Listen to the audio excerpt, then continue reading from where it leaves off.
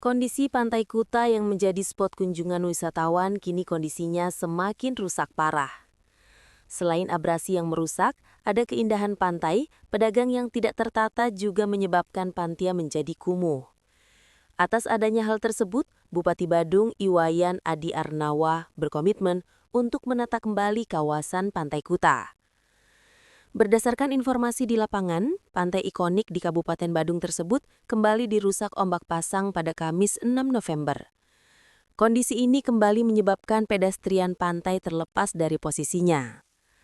Adi Arnawa telah mengaku kondisi Pantai Kuta kini jauh tertinggal.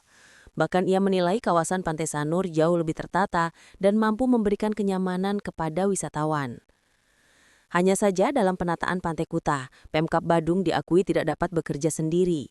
Dukungan masyarakat dan seluruh pemangku kepentingan sangat diperlukan agar penataan kawasan Kuta dapat berjalan efektif.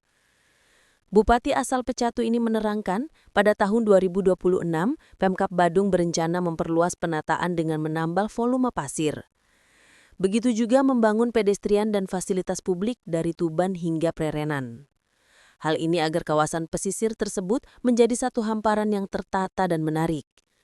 Selain penataan fisik, Adi Arnawa tidak memungkiri maraknya pedagang yang tidak tertib dalam berjualan di sepanjang Pantai Kuta.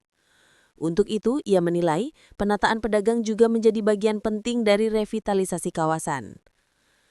Lebih lanjut, Adi Arnawa pun mengajak masyarakat dan para pelaku usaha untuk bersama-sama mengembalikan kejayaan Pantai Kuta.